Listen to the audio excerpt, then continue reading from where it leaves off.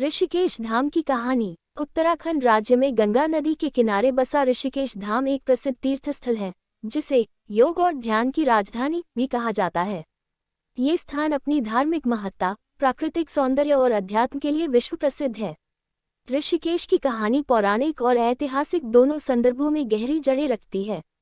पौराणिक कथा। पौराणिक मान्यताओं के अनुसार ऋषिकेश का नाम भगवान विष्णु के एक स्वरूप ऋषिकेश से जुड़ा है। कहा जाता है कि एक बार कुशिक ऋषि ने भगवान विष्णु की कठोर तपस्या की।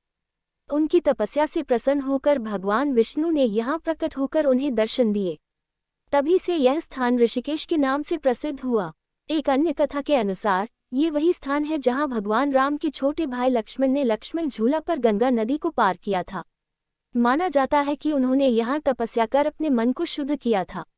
धार्मिक और ऐतिहासिक महत्व। ऋषिकेश धाम का उल्लेख रामायण और महाभारत जैसे ग्रंथों में भी मिलता है। कहा जाता है कि पांडवों ने भी अपने अंतिम सफर से पहले यहाँ गंगा के तट पर ध्यान और तपस्या की थी। ऋषिकेश न केवल तीर्थयात्रियों के लिए एक धार्मिक स्थल है, बल्कि योग और अध्यात्म का केंद्र भी है। यहाँ कई आश्रम और योग संस्थान हैं, जहाँ भारत और विदेश से लोग ध्यान और योग सीखने आते हैं। विशेष स्थल। 1. त्रिवेणी घाट। यहाँ हर शाम गंगा आरती का आयोजन होता है, जिसे देखने के लिए हजारों श्रद्धालु आते हैं।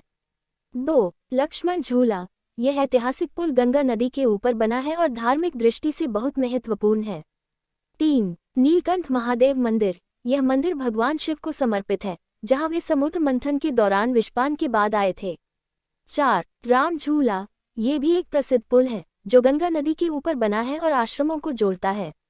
आध्यात्मिक